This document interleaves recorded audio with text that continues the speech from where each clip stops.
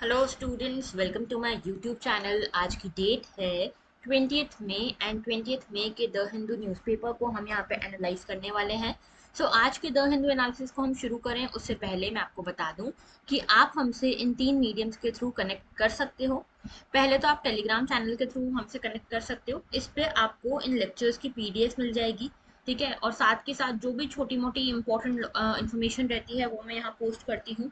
आज से एक चीज नई शुरू कर रहे हैं हम, यहाँ पे डेली क्विजेस मैं पोस्ट करूंगी, ठीक है। साथ में जो भी इंपॉर्टेंट पीडीएफ होती है, जैसे कि मान लो रिवर्स की पीडीएफ हो गई, उसके बाद डिसीजेस की पीडीएफ हो गई, ये सभी मैंने आपके लिए बना के रखी, इकट्ठा करके रखी है। ये भी मैं इस टेलीग्राम चैनल पे पोस्ट करने वाली हूँ, ओके। इसके बाद देखो, मेल आईडी के थ्रू कनेक्ट कर सकते हो और ट्विटर के थ्रू भी आप मुझसे कनेक्ट कर सकते हो। आगे बात करते हैं आज के टॉपिक्स की। तो जीएस 1 में ज्योग्राफी में हम देखेंगे पगोंग और लेक के बारे में। जीएस 2 में हम देखेंगे इंटरनेशनल रिलेशन में कैन इंडिया री इमेजिन साउथ एशिया।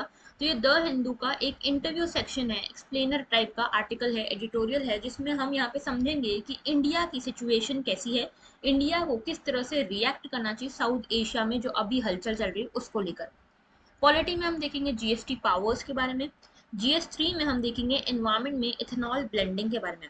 तो देखो, ये जो इथेनॉल ब्लेंडिंग वाला टॉपिक है ये आप एनवायरमेंट से भी कंसिडर कर सकते हो, और इकोनॉमी वाला जो पोर्शन है जीएस 3 का ही, उससे भी आप इसको कंसिडर कर सकते हो। इकोनॉमी में एक और चीज हम देखने वाले हैं, national food security act and Delhi government door step ration delivery scheme के बारे में। तो क्या रिलेशन है, क्या है दिल्ली गवर्नमेंट की ये स्कीम और क्यों इसे क्वैश किया गया है नेशनल फूड सिक्योरिटी एक्ट का हवाला देते हुए, इसको समझेंगे। जीएस 4 में we have nothing for today, okay. तो देखो, पहला हमारा आज का article, Pangong Tso bridge construction is in occupied territory centre. तो देखो, सेंटर जो है, हमारी यूनियन गवर्नमेंट जो है, इन्होंने एक चीज कही है। इन्होंने कहा है कि पगोंग सो लेक जो है, कहाँ पे है ये, पहले तो ये देखो। पगोंग सो लेक जो है, यहाँ पे देखो, ये लद्दाख रीजन में पड़ता है। ये देखो, ये वाला जो लेक दिख रहा है ये है पगोंग सो लेक, ठीक है। कुछ हिस्सा इसका इंडिया में आता है, कुछ हिस्सा इसका चाइना में आता है, और कुछ हिस्सा जो है वो यहाँ पे इस तरह से जो डिस्प्यूटेड टेरिटरी है उसमें आता है, ठीक है।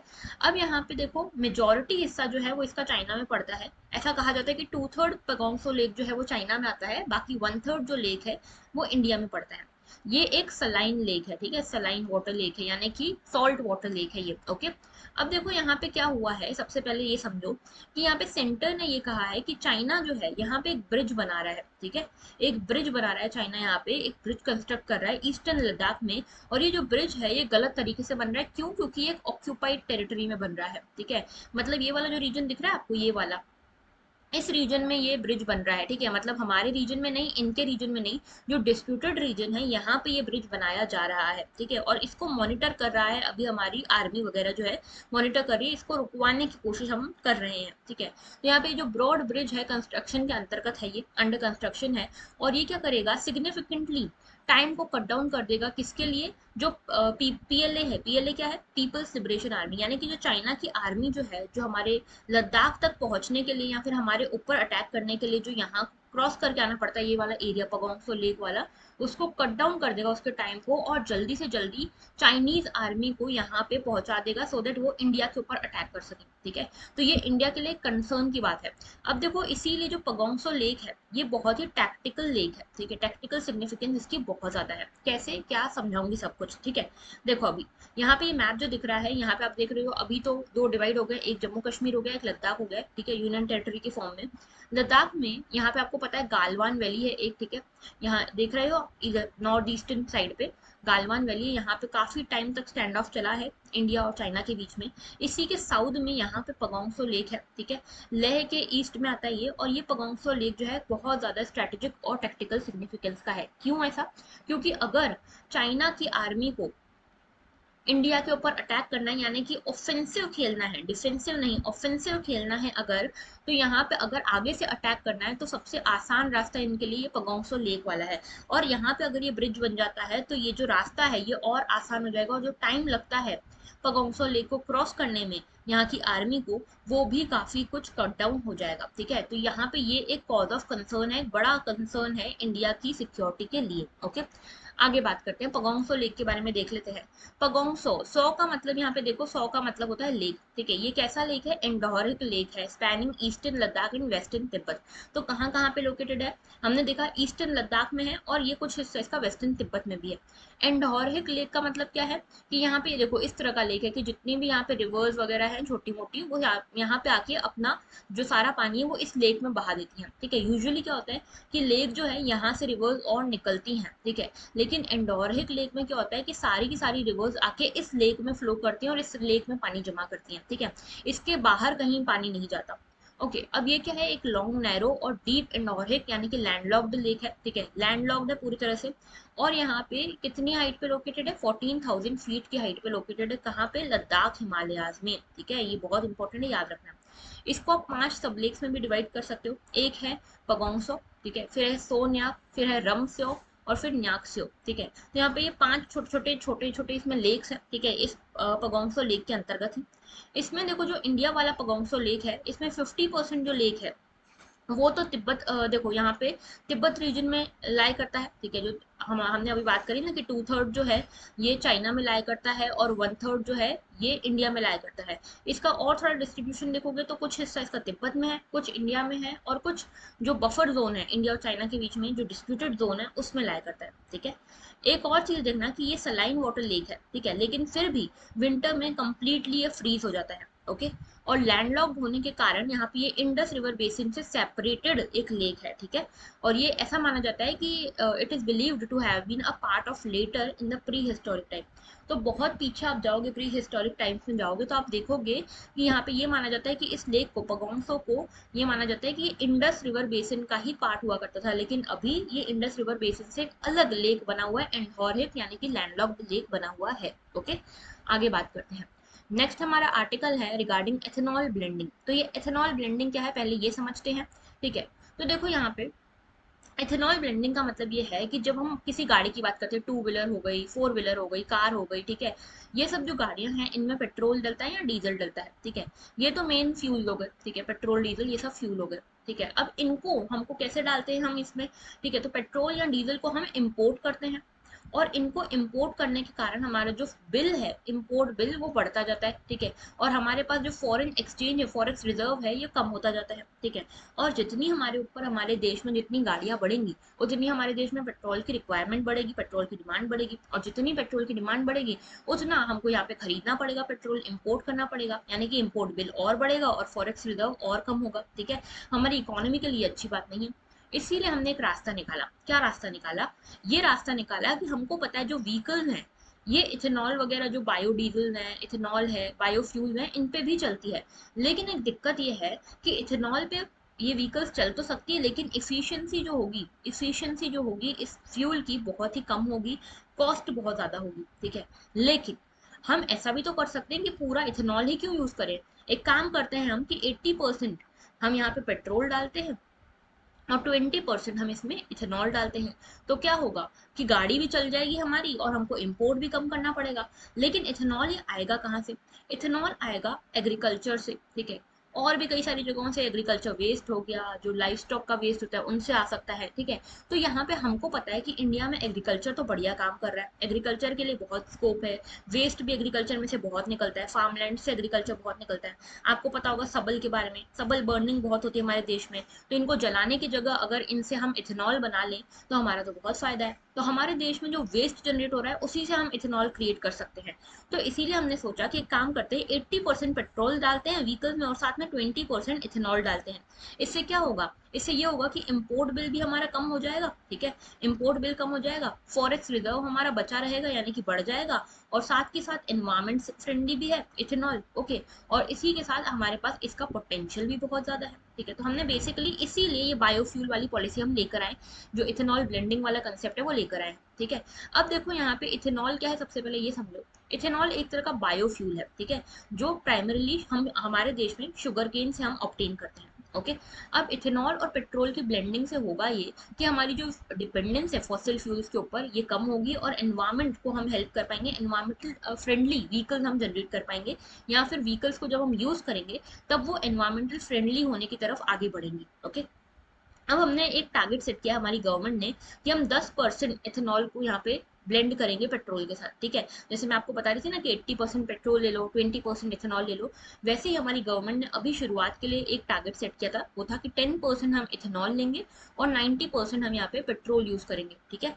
तो ये पहला सेट था ये टारगेट, ठीक है। अब इथेनॉल जो है ये किस तरह से ब्लेंड किया जाता है, इसमें सेपरेट पंपिंग और मीटरिंग मैकेनिज्म होता है, इसके थ्रू ये ब्लेंडिंग होती है, ठीक है।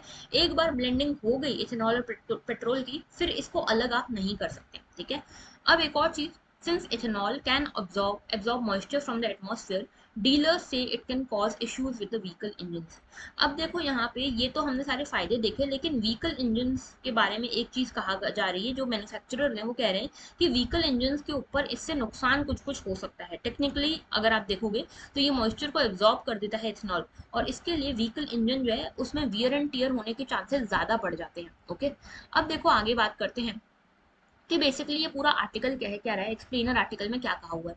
तो जो हमारी यूनियन कैबिनेट है, इन्होंने शुरुआत में तो 10% का जो टारगेट था वो सेट किया था, बाद में बोला था कि 20% को भी हम यहाँ पे इंश्योर करेंगे, मतलब हम 20% एथेनॉल ब्लेंडिंग करेंगे, यानी कि 80% पेट्रोल होगा और 20% इसमें एथेनॉल होगा, ठीक है। इस तरह का हमने टारगेट सेट किया, कब के लिए, 2030 के लिए, कि बाय 2030 हम यहाँ पे सारी ही व्हीकल्स में ये इंश्योर करेंगे कि 20% एथेनॉल ब्लेंडेड यहाँ पे फ्यूल डल रहा है, मतलब इसको बोलते हैं E20, ठीक है। E20 काइंड ऑफ फ्यूल इसमें डल रहा है, ये इंश्योर करने की कोशिश की गई थी, ये कहा गया था पॉलिसी मेकिंग में कि 2030 तक हमको ये करना है। इसकी जो डेडलाइन है इसको आगे बढ़ा दिया गया और बोल दिया गया कि 2025 तक हम ये करेंगे, ठीक है। तो इसीलिए एथेनॉल ब्लेंडिंग जो है वो न्यूज में है, और ये कहा गया है कि 2025 तक हमको ये कंप्लीटली अचीव करना है। इंट्रोड्यूस हम इस चीज को करेंगे बाय 2023, यानी कि बाय 2023 अप्रैल 1 2023 से हम यहाँ पे सारी व्हीकल्स में धीरे धीरे E20 फ्यूल यूज करने लगेंगे, ओके।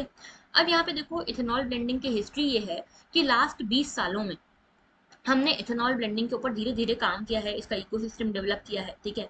धीरे धीरे 2 से 4 दो जो हमारा धीरे धीरे जितना भी परसेंटेज हम इथेनॉल ब्लेंडिंग कर सकते थे वो किया है, ठीक है। आज की डेट में अगर आप देखोगे तो 750 कुछ यहाँ पे सॉरी 75% जो व्हीकल है हमारे देश में वो टू व्हीलर हैं, और लगभग 12% व्हीकल जो है वो फोर व्हीलर है, ठीक है। अब इसमें जो इथेनॉल है वो बड़ा इंपॉर्टेंट रोल निभा सकता है, ठीक है। तो इथेनॉल की अगर हम बात करें, केमिस्ट्री आप सभी ने पढ़ी होगी, ठीक है। जो इंजीनियरिंग बैकग्राउंड से नहीं है उन्होंने भी 10th तक तो केमिस्ट्री पढ़ी ही होगी। तो इथेनॉल क्या है, ethanol is a kind of acid, ठीक है, अ काइंड ऑफ एसिड है ये, और इसका फुल फॉर्म होता है इथाइल अल्कोहल, ठीक है। सॉरी एसिड नहीं, अल्कोहल का टाइप है, इथाइल अल्कोहल है, ठीक है। हाइड्रोकार्बन होता है ये, ठीक है। और जब ये बर्न होता है तो ये हीट जनरेट करता है पावर इंजन में, ऑलराइट। अब यहाँ पे देखो बताया गया है कि ये जो इथेनॉल है इसको बर्न होने में ज्यादा टाइम लगता है और उतना इफिशियंट नहीं है जितना पेट्रोल है, लेकिन ये एनवायरमेंट फ्रेंडली है, इसकी यूजेबिलिटी अच्छी है, ठीक है। और हमारे देश में इसकी अवेलेबिलिटी भी ज्यादा है, क्यों, क्योंकि ये बनता कैसे, वेस्ट से बनता है, एग्रीकल्चर वेस्ट वगैरह से। हमारे देश में एग्रीकल्चर भी बढ़िया है और लाइफ स्टॉक भी बढ़िया है, तो इसलिए इसका डेवलपमेंट इजीली हो सकता है, ठीक है। अब शुरुआत इसकी हुई थी 2001 में, जब हमने बोला कि हम यहाँ पे 5% इथेनॉल ब्लेंडिंग करेंगे। शुरुआत हमने 5% से करी थी, और अब धीरे धीरे करते करते हम यहाँ पे 20% इथेनॉल ब्लेंडिंग पे आ गए हैं, ठीक है। अब यहाँ पे देखो क्या क्यों ऐसा नीति आयोग क्यों कह रहा है कि हम यहाँ पे E20 फ्यूल लेकर आए, ठीक है। ये नीति आयोग की कमेटी रिपोर्ट में आया कि 20% इथेनॉल ब्लेंडिंग करनी चाहिए, तो ऐसा क्यों कह रहा है ये, ठीक है। तो यहाँ पे पता चला कि देखो कुछ चैलेंजेस भी हैं, कुछ पॉजिटिविटीज भी है। अभी इंडिया जो इम्पोर्ट करता है लगभग 185 मिलियन टन जो है वो इम्पोर्ट करता है पेट्रोलियम इंडिया, ठीक है। और ऐसा कब की बात है, 2020-21 जो ये फाइनेंशियल ईयर आया है इसमें 185 मिलियन टन हमने पेट्रोलियम इंपोर्ट किया है, और इसका कॉस्ट हमको लगभग पड़ा है $55 बिलियन, ठीक है। ये बहुत बड़ा अमाउंट होता है, इतने अमाउंट का हमने सिर्फ पेट्रोल इंपोर्ट किया है, ठीक है। अगर हम 20% इथेनॉल ब्लेंडिंग कर देते हैं तो लगभग हमारा $4 बिलियन इतना हर साल बचेगा। $4 बिलियन भी बचा लो तो बहुत इंपॉर्टेंट, बहुत बड़ा होता है, लगभग 30,000 करोड़ रुपए बचेंगे हमारे, ठीक है। और इसके लिए हमको यहाँ पे जो इथेनॉल का प्रोडक्शन है वो बढ़ाना पड़ेगा। लेकिन एक चैलेंज ये भी है कि जितने में हम इथेनॉल का प्रोडक्शन बढ़ाएंगे ना, इथेनॉल का प्रोडक्शन हम जितने में बढ़ाएंगे उससे उतने उससे कम में हम यहाँ पे जो सोलर एनर्जी है या जो विंड एनर्जी है इसके प्लांट्स डेवलप कर सकते हैं, यानी कि जो क्लीन एनर्जी है, जिससे जैसे मान लो इलेक्ट्रिक व्हीकल्स हो गई, इनको हम इस इतने में ही डेवलप कर सकते, तो क्यों इसमें पड़ना। तो एक चैलेंज एक इशू ये भी है कि इथेनॉल का जो मैन्युफैक्चरिंग है ना ये बहुत अभी कॉस्टली पड़ रहा है हमको, ओके। उसके अलावा देखो यहाँ पे ये भी बताया गया है कि किस तरह से ये इंजन को अफेक्ट करेगा। तो यहाँ पे कुछ फ्यूल एफिशिएंसी का लॉस होगा अगर हम पूरी तरह से इथेनॉल में चले जाते हैं। जैसे अगर मान लो E20 की भी हम बात करते हैं कि 20% ब्लेंडिंग करें तो उसमें भी 6 से 7% फ्यूल एफिशिएंसी हमारी कम होगी इन केस ऑफ 4 व्हीलर्स, और 3 से 4% होगी कम किसमें, इन 2 व्हीलर्स। ओके, तो यहाँ पे जो लॉस ऑफ एफिशिएंसी है इसको हम रिड्यूस भी कर सकते हैं, ऐसा कहते हैं car manufacturers, by modifying the engine. ठीक है, तो इंजन में थोड़ा बहुत मॉडिफिकेशन करके हम इसको ठीक कर सकते हैं। ओके, अब देखो यहाँ पे जो बायोफ्यूल्स हैं इनकी जो इफिशिएंसी ड्रॉप हो रही है इसको हम यहाँ पे बैलेंस आउट कर सकते हैं कैसे, टैक्सेस में इंसेंटिव देके। ठीक है, कि टैक्स इंसेंटिव किस तरह से, कि मान लो जैसे कार मैन्युफैक्चरर्स हैं, ठीक है, कार मैन्युफैक्चरर्स का कहना है कि इससे जो इंजन की एफिशिएंसी कम होगी इथेनॉल ब्लेंडिंग से, तो सरकार ऐसा बोले कि ठीक है आप तो करिए, इंजन में ये जो भी प्रॉब्लम आ रही है उसको हम टैकल करेंगे, आप तो इथेनॉल ब्लेंडिंग करिए, उसके बदले हम आपको टैक्सेस में इंसेंटिव देंगे। ठीक है, इससे क्या होगा कि कॉस्ट जो है व्हीकल की कम होगी। ठीक है, व्हीकल की कॉस्ट कम होगी तो जो कंज्यूमर है वो भी ये व्हीकल खरीदेगा, क्योंकि कॉस्ट कम हो रही है इथेनॉल ब्लेंडिंग के कारण। तो इससे बैलेंस आउट करने की कोशिश यहाँ पे की गई है। एक और इंटरनेशनल एक्सपीरियंस ये कहता है कि फ्लेक्स फ्यूल इंजन टेक्नोलॉजी जो है वो यहाँ पे यूज की जाती है, जहाँ पे पूरी तरह से व्हीकल्स जो है इथेनॉल पे ही चलती है। तो ये कहाँ पे यूज होता है, ऐसा मॉडल ब्राजील वगैरह में इस तरह का मॉडल यहाँ पे यूज होता है, फ्लेक्स फ्यूल इंजन टेक्नोलॉजी। ठीक है, तो यहाँ पे क्या होता है कि लगभग 80% ब्राजील की ऐसी गाड़ियां हैं जो फ्लेक्स फ्यूल इथेनॉल जो फ्लेक्स फ्यूल इंजन टेक्नोलॉजी है इस पे काम करती हैं। ठीक है, लेकिन ये जो है इन जो ये इस तरह की व्हीकल है ये थोड़ी कॉस्टली ज़्यादा होती हैं, और ऐसे में इनके अंदर ये जो बैलेंस मेंटेन करना, जो फ्यूल इफिशिएंसी और ये जो टैक्सेस वाला बैलेंस है वो मेंटेन करना थोड़ा सा डिफिकल्ट होता है। ठीक है, उसके बाद देखो एनवायरमेंटल कॉस्ट की बात करें, इथेनॉल ब्लेंडिंग का एनवायरमेंटल कॉस्ट क्या है, तो इथेनॉल ब्लेंडिंग जो है थोड़ा सा फॉसिल फ्यूल्स के मुकाबले कम एनवायरमेंट को हार्म पहुंचाता है। कैसे, देखो यहाँ पे कोई भी कार्बन मोनोऑक्साइड एमिट नहीं होती। ठीक है, जो कार्बन मोनोऑक्साइड है वो एमिट नहीं होती, नाइट्रस ऑक्साइड एमिट ज्यादा नहीं होती। ठीक है, लेकिन एक चीज यहाँ पे ये इशू एक ये है कि ये पता चला है कि लगभग अगर हमको E20 को इंट्रोड्यूस करना है, लगभग 20% अगर हमको एथेनॉल ब्लेंडिंग करनी है बाय 2025, तो ऐसे में हमको लगभग 30,000 स्क्वायर फुट वाले एरिया पे मेज ग्रो करना पड़ेगा, यानी कि इस तरह के मेज हम ग्रो करेंगे, उसी से हम इथेनॉल बनाएंगे। ठीक है, तो इतने एरिया में तो हम आराम से क्लीन इलेक्ट्रिसिटी प्रोड्यूस कर सकते हैं सोलर एनर्जी से, इससे कम में इनफैक्ट इससे ज़्यादा इफिशिएंटली हम कर सकते हैं। और दूसरी बात ये कि चलो अगर मान लो मेज नहीं लगाते हो आप, ये 30,000 स्क्वायर किलोमीटर वाले एरिया में अगर आप मान लो मेज नहीं लगाते हो तो भी यहाँ पे आप शुगर केन के थ्रू ये प्रोड्यूस कर सकते हो इथेनॉल। लेकिन शुगर केन में भी आपको पानी बहुत लगता है, मतलब समझो ये भी बात कि 1 लीटर अगर इथेनॉल आपको जनरेट करना है शुगर केन से, तो उसके लिए लगभग आपको 2860 लीटर्स ऑफ वाटर यहाँ पे खर्च करना पड़ेगा, जो कि एक फेयर डील तो बिल्कुल भी नहीं है। ठीक है, तो यहाँ पे कुछ एडवांटेजेस बताए गए हैं इथेनॉल ब्लेंडिंग के, कुछ यहाँ पे वे फॉरवर्ड बताए गए हैं और कुछ इश्यूज भी बताए गए हैं, तो ये आर्टिकल बहुत इंपॉर्टेंट है। आगे बात करते हैं नेक्स्ट इशू की तरफ। सुप्रीम कोर्ट से centre state have equal powers to make GST related laws. तो सबसे पहले देखो जीएसटी क्या है इसके बारे में पूरी बात करते हैं, फिर वापस आते हैं इस आर्टिकल के ऊपर। जीएसटी यानी कि गुड्स एंड सर्विसेज टैक्स, इसमें क्या हुआ, इसमें ये क्या है पहले तो समझो, ये एक इनडायरेक्ट टैक्स है। ठीक है, इनडायरेक्ट टैक्स है, डायरेक्टली नहीं लिया जाता, इनडायरेक्ट टैक्स है ये। ठीक है, और जैसे आप कोई चीज खरीदते हो, गुड्स लेते हो या सर्विसेज लेते हो, उस पर ये टैक्स लगता है। इसमें क्या था, पहले ऐसा हुआ करता था कि बहुत सारे टैक्सेस हुआ करते थे, स्टेट का अपना, सेंट्रल का सेल्स टैक्स अपना, purchase tax, luxury tax, entry tax, इस तरह के बहुत सारे टैक्सेस हुआ करते थे पहले। ठीक है, जो अलग अलग, जैसे कोई सेंटर कंज्यूम करती थी किसी तरह के टैक्स को, किसी को स्टेट कलेक्ट करती थी। ठीक है, तो बहुत सारे टैक्सेस होते थे, तो इसके कारण क्या होता था, कैस्केडिंग बहुत होती थी टैक्सेस की। ठीक है, मतलब एक ही टैक्स बार बार आपसे अलग अलग बॉडीज यहाँ पे वसूल रही हैं। ठीक है, तो यहाँ पे इस चीज को रोकने के लिए यहाँ पे क्या किया गया, जीएसटी, एक जीएसटी रिजाइम लाई गई, गुड्स एंड सर्विसेज टैक्स। इसमें सभी जो ये सारे टैक्सेस है ना इन सबको सबस्यूम कर दिया गया, और यहाँ पे इंडियन प्रोडक्ट्स को ज्यादा कॉम्पिटिटिव बनाने की कोशिश की गई, ये जो डबल टैक्सेशन वाला इशू था इसको मिटिगेट करके। तो जीएसटी का बेनिफिट क्या है, यहाँ पे ये बेनिफिट है कि एक ही आपके ऊपर टैक्स लग रहा है कुल मिलाकर, इसीलिए जो जो फाइनल गुड्स है उनके ऊपर जो प्राइजेस हैं वो कम हो जाते हैं, क्योंकि टैक्सेस एक ही टैक्स लग रहा है, बार बार टैक्स नहीं लग रहा। दूसरी चीज, जो larger segment of small retailers हैं इनके ऊपर बार बार टैक्सेस नहीं लगेगा, या फिर लगेगा भी तो कम टैक्स लगेगा। फॉरेन इन्वेस्टमेंट बूस्टअप होगी, एम्प्लॉयमेंट ज्यादा जनरेट होगी, और जो टैक्स बर्डन है ये भी फॉर्म्स के ऊपर कम होगा। ओके, अब देखो जीएसटी जो है आया कैसे, तो 2014 में सबसे पहले जीएसटी आया था, ठीक है, इसकी बिल इंट्रोड्यूस हुई थी और 122nd अमेंडमेंट बिल थी, ठीक है। 2016 में इसको अप्रूवल मिला और यहाँ पे ये 101 कॉन्स्टिट्यूशनल अमेंडमेंट के फॉर्म में सामने आई हमारे सामने, ठीक है। तो 101 कॉन्स्टिट्यूशनल अमेंडमेंट एक्ट है 2016 का। यहाँ पे सेंट्रल जीएसटी में एक्साइज ड्यूटी, सर्विस टैक्स, ये सब कम आ गए, ठीक है। स्टेट जीएसटी में वैट आ गया, लग्जरी टैक्स आ गया, ये सब आ गए। इसके अलावा एक इंटीग्रेटेड जीएसटी था जिसमें इंटरस्टेट ट्रेड के ऊपर जो भी टैक्सेस लगेंगे वो सब आ गए, ठीक है। अब देखो यहाँ पे आर्टिकल 246A, इसमें ये बोला गया है कि देखो सेंटर के पास तो टैक्सेस लगाने की शक्ति है ही, लेकिन स्टेट के पास भी गुड्स एंड सर्विसेज के ऊपर टैक्सेस लगाने की पावर है। ये कौन सा आर्टिकल बोलता है? 246A। अब ये मैं इतना हाईलाइट क्यों कर रही हूँ, आगे जब हम आर्टिकल देखेंगे तो आपको समझ में आएगा। अभी के लिए आप ये याद रखना कि 246A में क्या कहा गया है, ओके। अब देखो जीएसटी काउंसिल, ये भी इंपॉर्टेंट है। ये जो टैक्स रेट्स है कि किस प्रोडक्ट के ऊपर कितना टैक्स लगेगा, जीएसटी लगेगा, ये डिसाइड करती है जीएसटी काउंसिल। और इसका प्रोविजन दिया है आर्टिकल नंबर 279A में। This is very very important, ठीक है। 279A और यहाँ देखो 246A, ओके। तो 279A में बोला गया है कि एक जीएसटी काउंसिल बनाई जाएगी जिसमें प्रेसिडेंट होंगे, ठीक है। प्रेसिडेंट इस जीएसटी काउंसिल को बनाएंगे और ये जीएसटी को गवर्न करेगी। इसके चेयरमैन होंगे यूनियन फाइनेंस मिनिस्टर। तो हमारी निर्मला सीतारमण जी जो है ये हम इसकी कौन होंगी? चेयरमैन होंगी। और बाकी जो मिनिस्टर्स हैं उनको नॉमिनेट किया जाएगा स्टेट गवर्नमेंट के द्वारा, ठीक है। अब यहाँ पे से कितना होगा किसका? तो देखो सेंटर और स्टेट्स दोनों के ही रिप्रेजेंटेटिव हैं, लेकिन जब भी कोई डिसीजन लेना होगा तो इसमें 1/3 वोटिंग पावर सेंटर की है और 2/3 वोटिंग पावर स्टेट की है, ठीक है। इसमें जो डिसीजन होंगे वो 3/4 मेजोरिटी के साथ लिए जाएंगे, ऑलराइट। आगे बात करते हैं। तो देखो क्या क्या फीचर्स हैं। सबसे पहली चीज तो ये सप्लाई साइड पे लगता है, ठीक है। सप्लाई साइड पे लगता है, जहां से सप्लाई होना है वहां पे लगता है।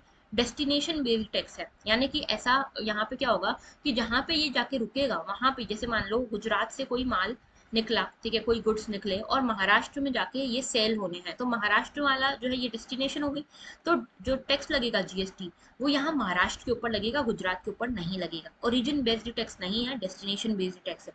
डुअल जीएसटी यानी कि इसमें सेंट्रल जीएसटी भी है, स्टेट जीएसटी भी है, और एक तीसरा आईजीएसटी यानी कि इंटीग्रेटेड जीएसटी भी है, ठीक है। इसमें म्यूचुअली डिसाइड किए जाते हैं रेट्स को, जैसे कि जीएसटी काउंसिल जो है वो इन जीएसटी रेट्स को डिसाइड करती है। और यहाँ पे कई सारे रेट्स हो सकते हैं, जैसे कोई 5% लग रहा है किसी के ऊपर, किसी के ऊपर 12% टैक्स लग रहा है, किसी के ऊपर 18 और किसी के ऊपर 28% टैक्स भी लग रहा है, ओके।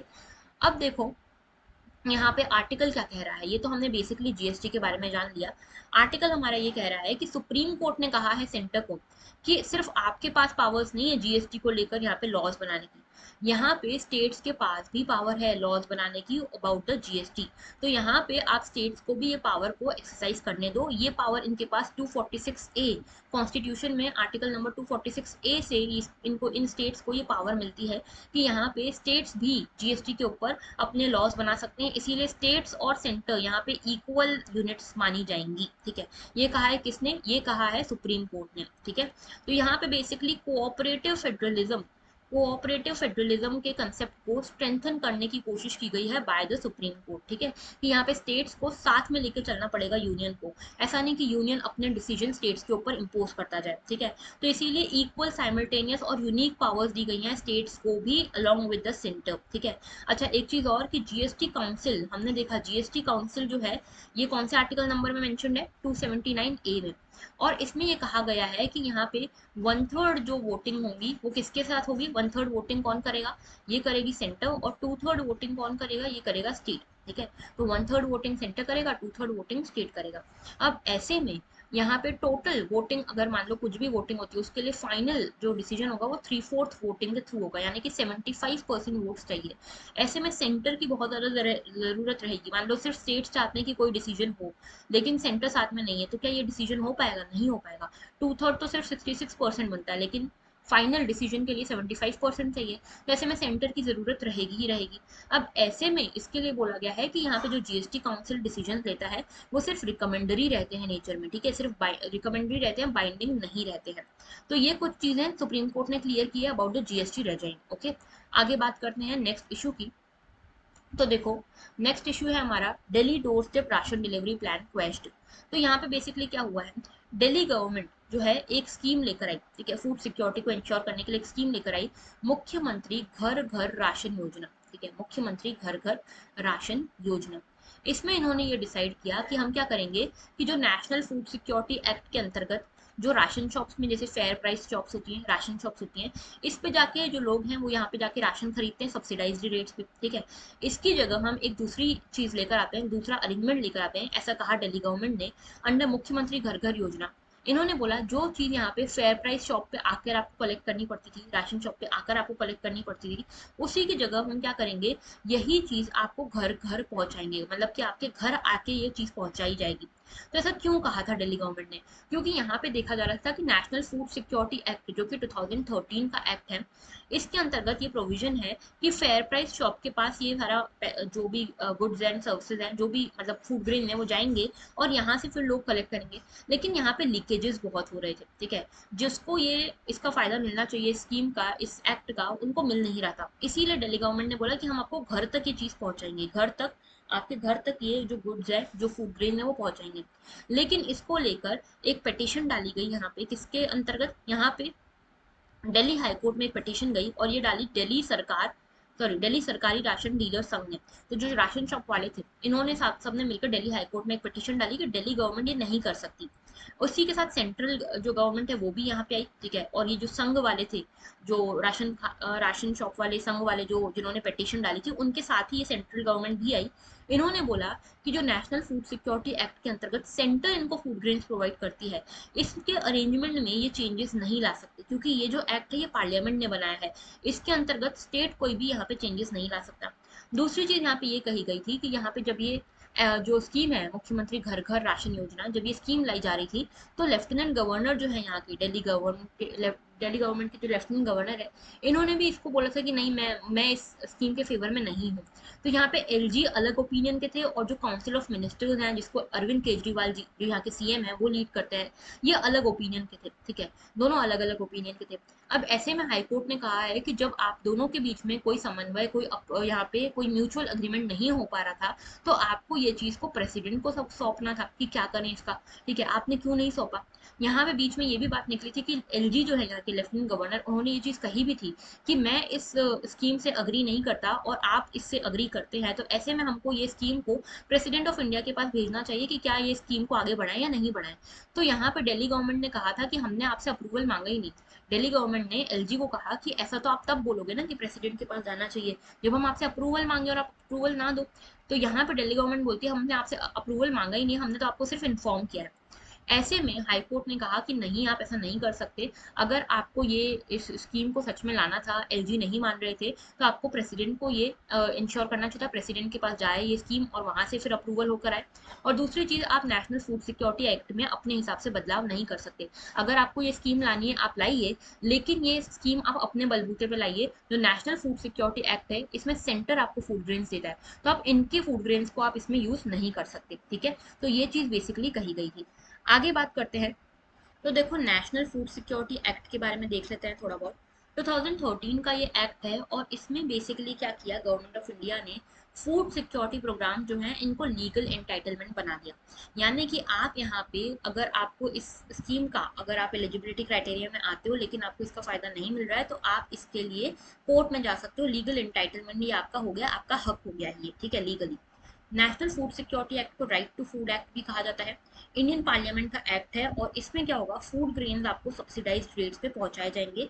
लगभग 2/3 जो है कंट्री की जितनी भी पॉपुलेशन है, इसमें 2/3 पॉपुलेशन को इसमें कवर किया गया है, ओके। अब देखो इसकी कुछ चीजें। इसमें पीडीएस पीडीएस यानी कि पब्लिक डिस्ट्रीब्यूशन सिस्टम आता है, ठीक है। पब्लिक डिस्ट्रीब्यूशन सिस्टम का जो प्रोविजन है, ये नेशनल फूड सिक्योरिटी एक्ट से ही निकल कर आया है।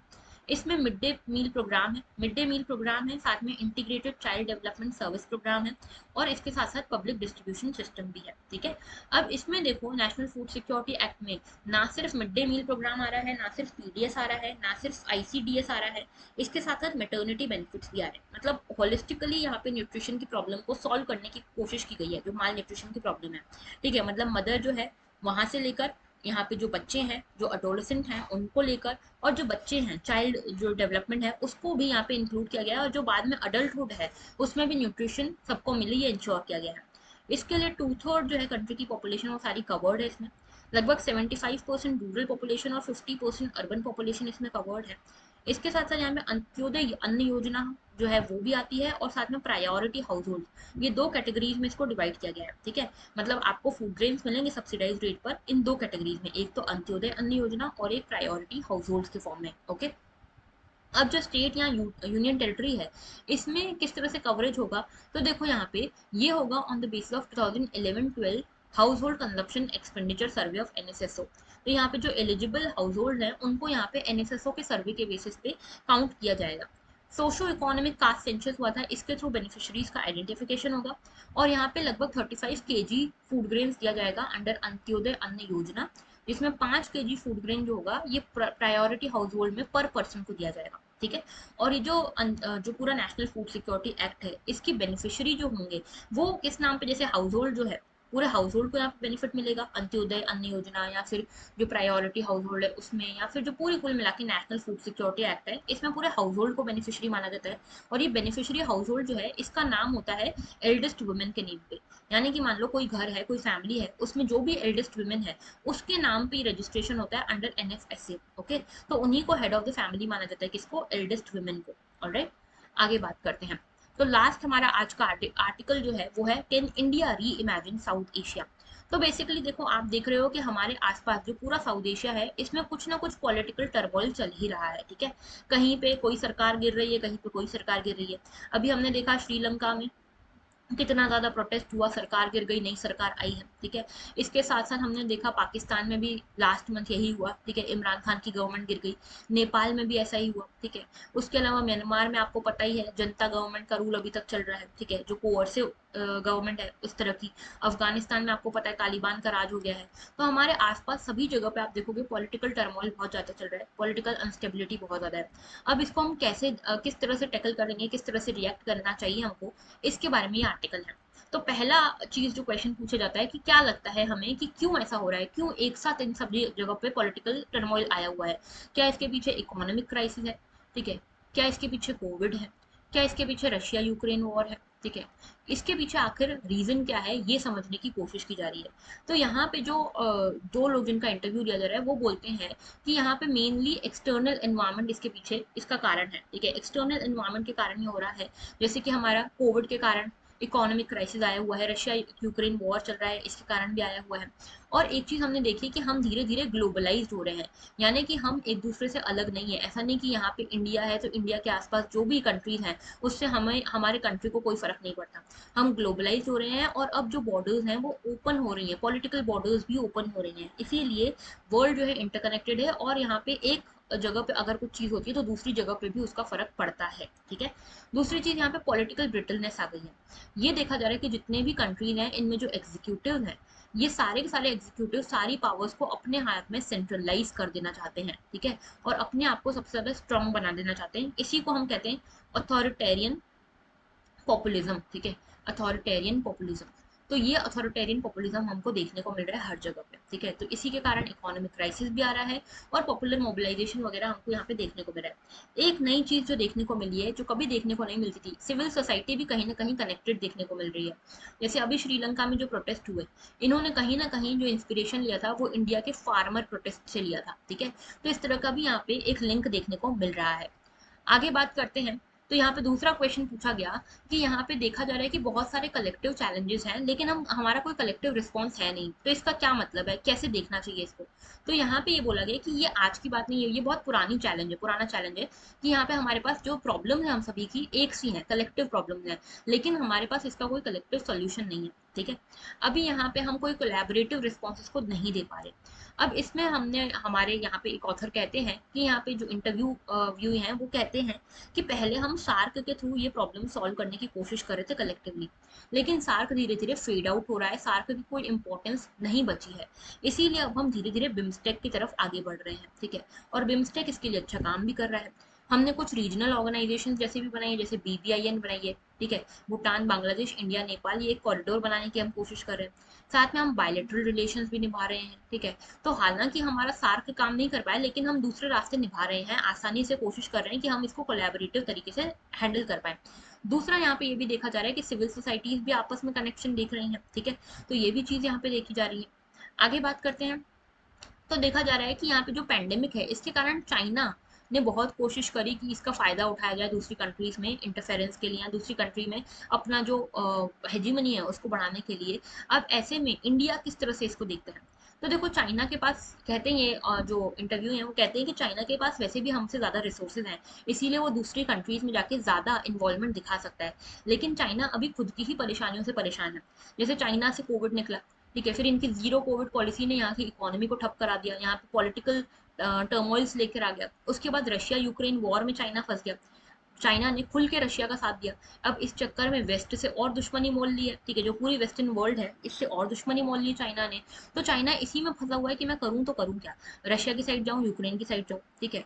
अब ऐसे में एक बड़ा स्कोप बन जाता है इंडिया के लिए कि इंडिया यहाँ पे इन कंट्रीज को, आसपास की जो साउथ एशिया की कंट्रीज हैं, इनको सिक्योरिटी प्रोवाइड करे, और इंडिया यहाँ पे पूरा लीडर बनने की कगार पर यहाँ पे दिखाई दे रहा है, ठीक है।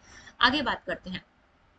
दूसरा क्वेश्चन ये आता है सामने कि यहाँ पे क्या यूएस इस अपॉर्चुनिटी को अपना रहा है, और यूएस क्या यहाँ पे फोर्स मल्टीप्लायर का काम कर रहा है?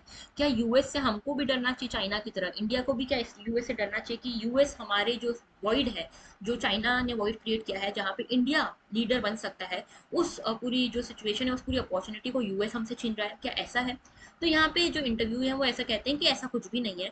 यूएस का जो स्टेक है साउथ एशिया में बहुत ही कम है, ठीक है।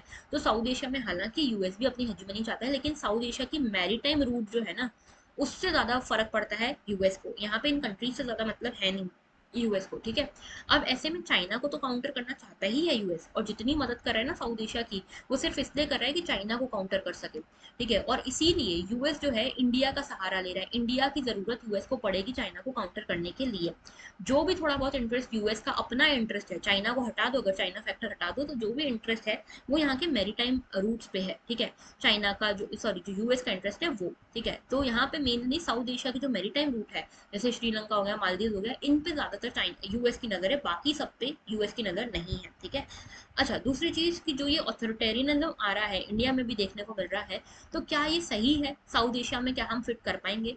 तो इसमें ये कहा गया है कि जो आसपास के साउथ एशियन कंट्रीज में हमको देखने को मिल रहा है, म्यांमार में जनता गवर्नमेंट आ गई है, अफगानिस्तान में तालिबान आ गया है, श्रीलंका में भी इतना पॉलिटिकल टर्मोइल है, पाकिस्तान में, तो इनसे हमको इस तरह की कोई इंस्पिरेशन नहीं लेनी चाहिए, ठीक है। इतना पॉलिटिकल जो टर्मोइल है हमारे देश में नहीं होना चाहिए, ठीक है। उल्टा हमारा देश हमेशा लीडरशिप का प्रतीक रहा है, ठीक है।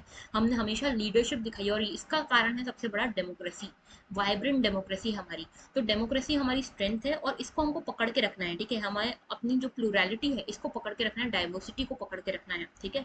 तभी हमारे जो पॉलिटिकल इंस्टीट्यूशन है वो अच्छे से काम कर पाएंगे, और हम यहाँ पे ग्लोबल लीडर के एक कंटेंडर बन पाएंगे, ठीक है। तो जो अगर अगर डेमोक्रेसी में डेफिसिट आ जाता है, तो कम्युनलिज्म भी बढ़ेगा और सोशल कोहेजन भी धीरे धीरे घटेगा। अब ऐसे में हमारा लीडर बनना तो बहुत मुश्किल है, हम खुद के देश में स्टेबिलिटी ले आए वही बहुत है। तो हमें क्या करना है, हमें एक तो कम्युनलिज्म से दूर रहना है, ठीक है, कम्युनलिज्म को हमारे देश में नहीं पनपने देना है, और यहाँ पे डेमोक्रेसी में कोई डेफिसिट नहीं आना चाहिए, और साथ ही सोशल कोहेजन हमको मेंटेन करके रखना है, सोशल कोहेजन जो है हमको मेंटेन करके रखना है। तभी हम फॉरेन पॉलिसी को अपनी आगे बढ़ा पाएंगे, ओके। तभी हम फॉरेन पॉलिसी में, मतलब इंटरनेशनल अरीना में एक लीडर के फॉर्म में इमर्ज हो पाएंगे। तो ये था पूरा आर्टिकल, आई होप आपको समझ में आया हो। एक और चीज यहाँ पे है, ठीक है, वैसे तो मैंने पूरी चीजें समझा दी, लेकिन एक और चीज यहाँ पे रह गई कि यहाँ पे क्या इंडिया को क्या आगे करना चाहिए एज अ होल। तो यहाँ पे देखो एक चीज यहाँ पे कही गई है कि जो साउथ एशिया की जो डेस्टिनी है, ये साथ में उठेगी और साथ में जाएगी नीचे, ठीक है। मतलब जो साउथ एशिया है पूरा एज अ रीजन जो है, उसको आपको as a whole identity entity, one entity के फॉर्म में आपको देखना चाहिए, ठीक है। तो यहाँ पे जो भी इंटरनेशनल बाउंड्रीज हैं वो अब सेग्रीगेटेड है ही नहीं, ठीक है। सब लोग एक दूसरे के पॉलिटिकल माहौल से, पॉलिटिकल एटमॉस्फेयर से इन्फ्लुएंस होते ही हैं, सिविल सोसाइटी भी इससे इन्फ्लुएंस होती है। तो अगर हम कहते हैं कि सार्क अब किसी काम का नहीं है, तो ऐसा नहीं होना चाहिए, सार्क को हमको वापस से एक रीबर्थ देने की जरूरत है। बिम्स्टेक भी हमारे काम का है, तो बिम्स्टेक के साथ भी हमको आगे बढ़ना चाहिए, बायलैटरल रिलेशन भी अपनाना चाहिए, ठीक है। तो कुल मिलाकर हमको वो सब कुछ करना चाहिए, ऐसी तरह की पॉलिसीज लानी चाहिए जिसमें हम ये देख सकें कि इंडिया किस तरह से एक प्रिफर्ड पार्टनर बन सकता है, ठीक है, किस तरह से इंडिया एक लीडर बन सकता है साउथ एशिया का, ठीक है। तो आपको इसकी तरफ ज्यादा ध्यान देना चाहिए, ओके। तो ये था पूरा आर्टिकल, आई होप आपको समझ में आया हो। तो that was all for today. अगर अच्छा लगा हो लेक्चर तो लाइक जरूर करना, कमेंट जरूर करना, शेयर जरूर करना, और चैनल को सब्सक्राइब भी जरूर करना। So that was all. Thank you for watching and have a very good day.